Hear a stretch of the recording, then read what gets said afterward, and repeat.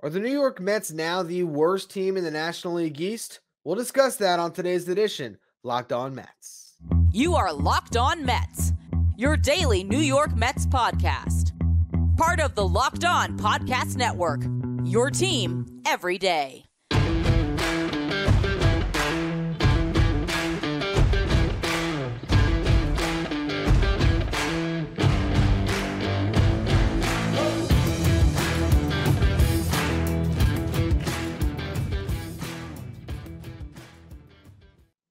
Hello to all you amazing Mets fans. You're watching Locked On Mets, part of the Locked On Podcast Network, your team every day. I'm your host, Ryan Finkelstein. If you want to find any of my work, follow me on Twitter, Finkelstein Ryan. You can also find some of my writing at justbaseball.com, where I work as the managing editor. Swing for the fences on Sleeper Picks, and you can win up to 100 times your money. Download the Sleeper app and use promo code Locked On. You'll get up to a $100 match on your first deposit. Terms and conditions apply. See Sleeper's terms of use for details. Currently operational in over 30 states. Check out Sleeper today. Well, the Mets blew another game on Monday night in just frustrating, embarrassing fashion. This team's awful, and it's rough to watch, and it's getting to the point where it almost feels like, why even bother anymore? You had a chance to have a fun series against the Rangers, I feel like, because there is a little bit of spoiler you could play here. The Rangers have been on a little bit of a free fall, and you could have helped continue that. And in a way, you could have got, it's weird to say, I don't want to say revenge on Max Scherzer. But I guess I just did by saying it. Max Scherzer, his exit was not quite as harmonious as the Justin Verlander exit. Goes to Houston, says, hey, I have nothing but good things to say about the Mets organization. And, they sent him back to the team he's so comfortable with. Scherzer was a little more blunt and honest. And I think from hearing his comments today, which we're going to get to a little bit in the next segment, you can respect it a little bit more just knowing that that's Scherzer being Scherzer. But this was a series where the Mets could have got up a little bit, and they were winning early on in this game. And it would have been fun to see them steal game one and have a chance to win a series. Because at the end of the day, if I'm going to still spend my time watching these games, I want to see the Mets win. As much as we can talk about the tank and all that stuff, if I'm going to invest the 3 hours of my night to watch Mets baseball, I like to see them hold on to these games. And I still get jacked up when I see Brandon Nimmo hit a home run, a 2-run shot in the third inning. That still gives me a little bit of a shot of adrenaline. Oh, wow. Nimmo's up to 19 home runs. It makes me feel better about Nimmo moving forward. Can Nimmo be a 20 home run guy now on this new contract? Very well could be. He's going to do it in year one, and it seems like he's certainly tapping into more power. Now, is he going to round out his game and hit for a little bit of a higher average the way he has in the past, as well as bringing this power in? You'd hope so, because that's what's going to make him an even better player. But to see him get to the point this year, or maybe he finishes with 22, 23 home runs, that's awesome. And he set a career high tonight. So that was a nice little moment. And then DJ Stewart continues to be awesome. Okay. I mean, what was it? Maybe 2 weeks ago now that I said DJ Stewart could be part of the Mets future as a guy that could be a fourth outfielder next year, even a guy that, as some of the prospects don't pan out, can continue to get playing time. And maybe he's your starting left fielder, worst case scenario next year. They don't make any additions in free agency and they don't have a prospect that grabs those at bats. DJ Stewart's looking like a good hitter. He had 16 home runs in Syracuse, and now he's got, 7 with the Mets? So 23 on the year, and he's still not even at 100 games played to hit 23 home runs. It's impressive, and he's got a 936 OPS with the Mets. He's been good. And Tyler McGill pitched really well. Like, out of nowhere, Tyler McGill and David Peterson reminded us of the best versions of themselves. He goes 6 innings, the last 5 hits, only 1 earned, 1 walk, struck out 8 against, one of the best lineups in all of baseball. He went up and down against Marcus Semien and Corey Seager and Adolis Garcia and all these big name guys they have there who have just great numbers on the season. he went through that lineup and he put the Mets in position to win up 3-1 when he left the game. But story of the Mets season, they just are terrible. And the bullpen gives up 3 runs in the last 2 innings. Trevor Gott blows the save, giving up 2 runs and just struggling to limit the damage. He nearly escaped it. He got 3 strikeouts in his inning, but he gave up 3 hits and a walk and 2 runs. And the Mets obviously couldn't score in the bottom half, and they drop another one. And now they're sitting at 16-72, 12 games under. And this was solidified over the weekend. When they lost that series to the Angels, where they fell to last place in this division. But the Nationals lost tonight as well. Still, though, the Mets are behind the Nats in the National League East. They are looking to be the 5th place team in this division, which is just pathetic. And the Nationals have played good baseball. They're 25-16 in the second half because they're 16-8 in August. And they've done all of that with a -1 run differential, which shows you maybe that there's not necessarily the biggest staying power in this little run of success for the Nationals. But if you're a Nationals fan watching baseball in August, you've certainly been far more entertained than Mets fans have been by this team. And the Mets still have considerably more talent. So it's just frustrating. And, in the long run, obviously all of these things could be worth it. But in the short term, it's pretty brutal to be a Mets fan trying to enjoy any bit of the remainder of this season. And at this point, I mean, you imagine they might actually finish in last place, worse than the Washington Nationals, who have a bottom barrel payroll. And I mean, how many guys can you even name on the Nationals roster at this point off the top of your head? It's like CJ Abrams and Dom Smith and Joey Meneses and Lane Thomas. And I don't even know who else is over there.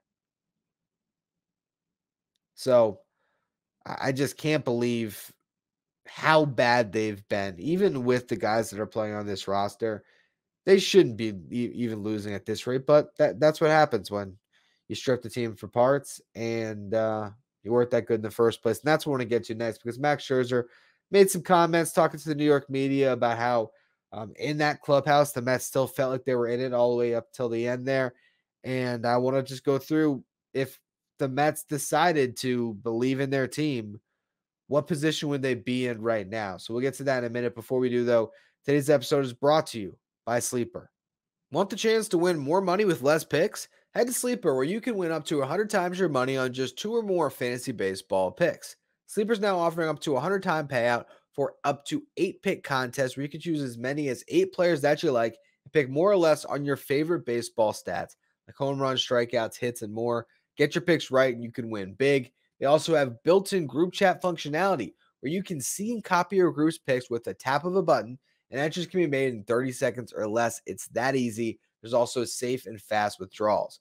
Use promo code Locked On. You'll get up to a $100 match on your first deposit. Terms and conditions apply. See Sleeper's terms of use for details. Currently operational in over 30 states. Check out Sleeper today. The New York Mets play the Texas Rangers at 7:10 Eastern Time tonight. Catch every pitch of the Mets' hometown broadcast. SiriusXM on the SXM app. Just search Mets. Now, Max Scherzer spoke with the New York media today and tried to clear some things up. He said that him and Justin Verlander are on better terms than they were at the start of the season, sort of absolving himself, or at least trying to, of having any part in that story about Justin Verlander being a diva and all that stuff. And he said that the Mets had a great clubhouse while he was there, and a clubhouse that believed that they could win, and not only wanted to win, but wanted to run it back and try to win in 2024, that this was a team that really felt like they still had a window and that they could get back in the race. He even said it's the billion-dollar question as to why the Mets can't win as a franchise, basically, which probably is when it comes to Steve Cohen here and what the money he's spent and how it seems like this franchise remains just a little tiny bit cursed. But I wanted to take those comments and say, all right, let's say Max Scherzer pitches that game against the Washington Nationals, and he has his meetings with Billy Epler and Steve Cohen before the deadline. He says, guys, We believe in this clubhouse. We're going to do it for you. Don't sell. Don't hit the panic button. Just trust that this team can do it. And you know what? Steve Cohen's so fired up in his conversation with Scherzer. So, you know what? Yeah, Max, you and Justin are going to lead us to a World Series in the next 2 years. We still believe in you. I invested all this money. I'm all in on it. Let's stay the course and not do anything. Could the Mets have actually gotten back in the race with those guys? Since the deadline, Max Scherzer has pitched to a 2.64 ERA in 5 starts.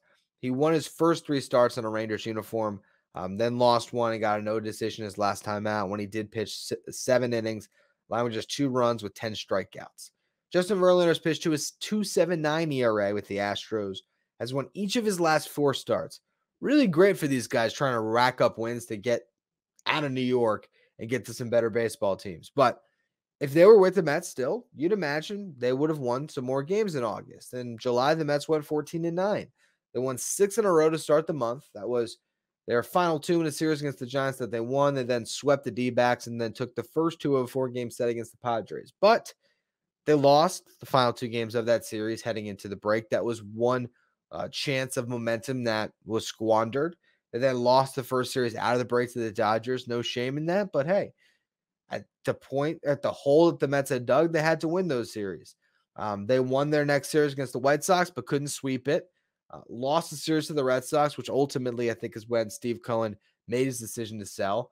Split a 2-game set against the Yankees, then won 3 of 4 against the Nationals at a time where they were stripping the team for parts. They traded David Robertson the night of that first game, traded Scherzer, I guess the following day, right? I think it was that Saturday, and then after that series, Justin Verlander was dealt too.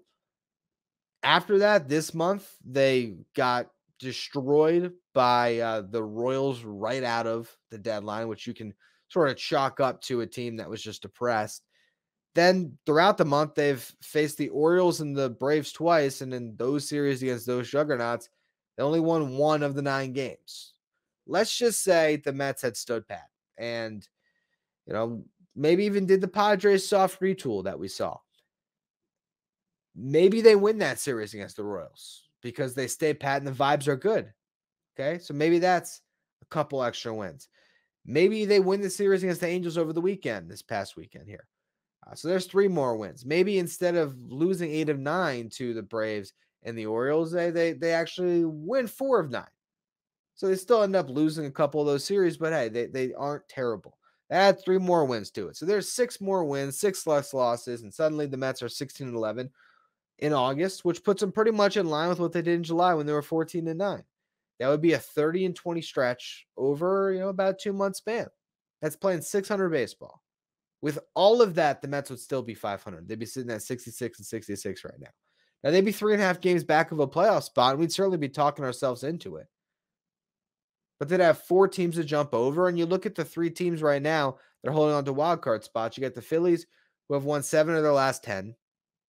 They're 73-57 on the season. They are clearly separating themselves as the top wild card team and maybe a tier above all these wild card teams. You have the D-backs who won 8 of their last 10, although as I'm recording this, they're losing to the Dodgers, so they'll probably lose that one. But still, the Cubs have won 7 of the last 10, and those are the 3 teams sitting in the driver's seat. And then you still have the Giants, the Reds, and the Marlins, who the Mets would have to jump over as well.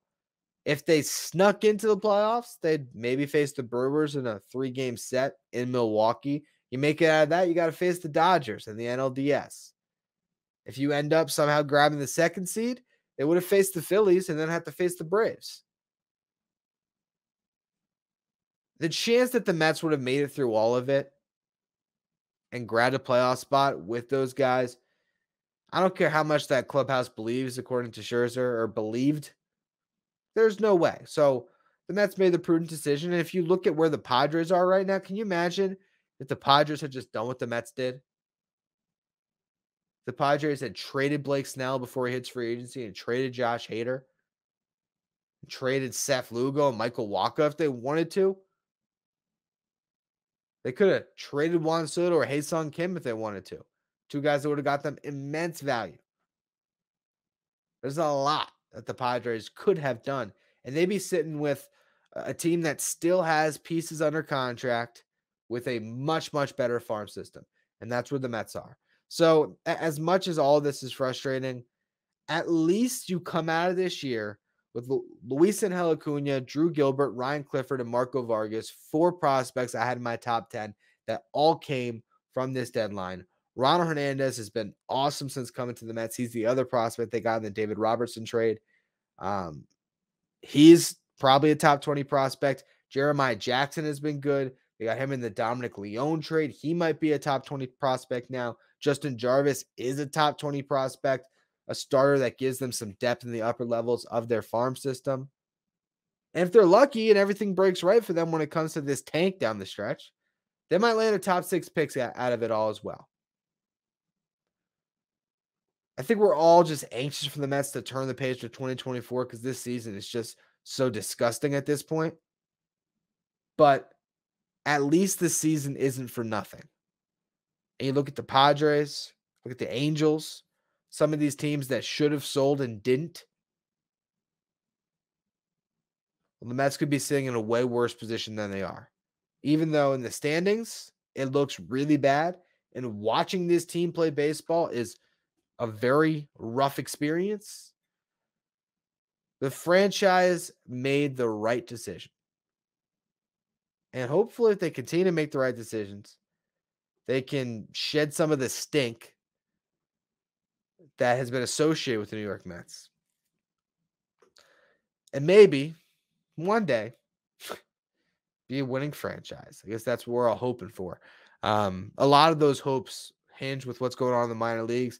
I'm going to give you our latest trip around the affiliates next. First, though, another word from our sponsors. The New York Mets play the Texas Rangers again, 7:10 Eastern Time tonight. Catch every pitch of the Mets hometown broadcast with SiriusXM on the SXM app. Just search Mets.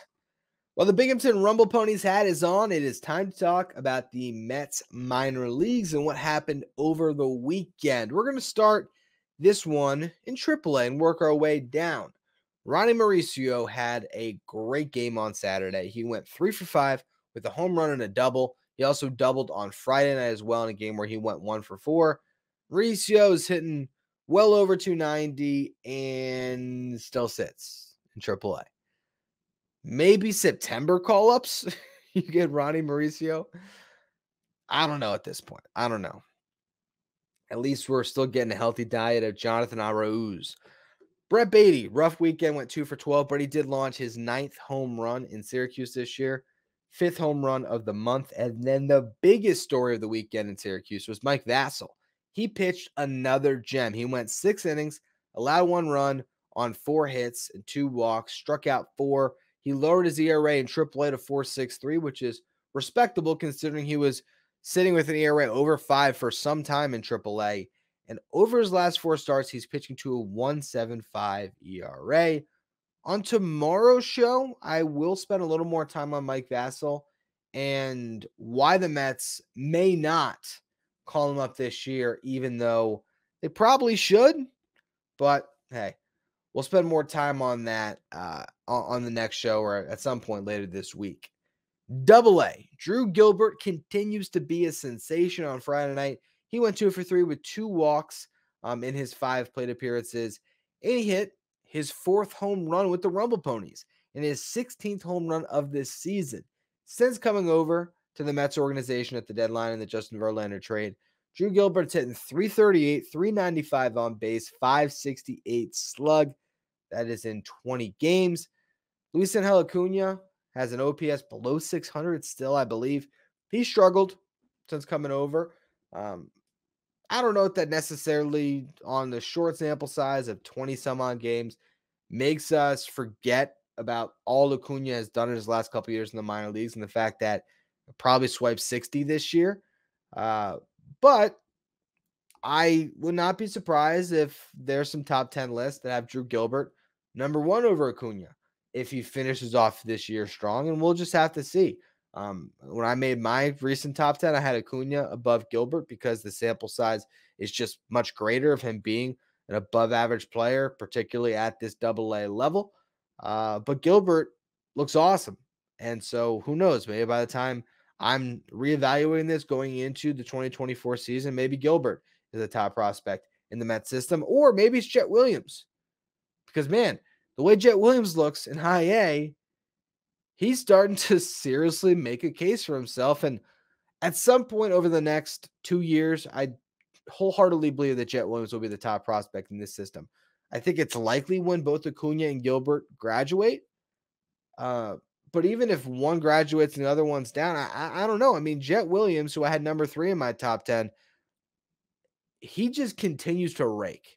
And it could just be one hot streak from a really uber talented player. But he went 2 for 4 on Friday night, his 5th home run with the Cyclones. He did go 0 for 6 on Saturday and Sunday combined, but he walked 3 times. So the on-base percentage, 333, it's not bad. Now he's played 24 games in high A. He's hitting 326, 468 on base, 593 slug, 5 home runs, 8 doubles, 14 RBIs, 16 runs scored, 9 stolen bases in 10 attempts. He's drawn 22 walks and has only struck out 21 times. If Jet Williams finishes the season off like this, and it's not going to be hard for him to do that. There's only 12 games left in high A, and I really don't think the Mets would call him up to double A at the end of this year, because I don't know if they want to set that precedent going into next season. They might still want to start him off in his age 20 season in high A and make him earn that promotion to double A at the beginning of the year, which who knows? I mean, if he can hit the ground running the way he has this year in high A, it wouldn't be long. I don't know if they're ready to just say, all right, go up to double A now. So he's got 12 games left. If he plays like this for the last 12 games, and this is the lasting impression that scouts have going into next season, I got to imagine Jet Williams is going to be a consensus top 100 prospect around the game. Maybe even more so than some of their other prospects. Like, how are evaluators going to view Jet Williams compared to Drew Gilbert? I really don't know. He's been special.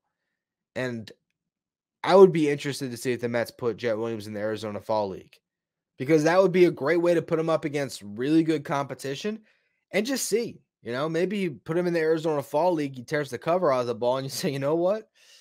We're going to put Jet Williams in double A next year to start the season. And then who knows how fast the kid can find his way up to the big leagues. I still think it's a stretch to imagine 2024, but I'm looking more and more towards 2025. I know I've said that before, but this dude is so talented. And, the fact is, he's playing shortstop and center field.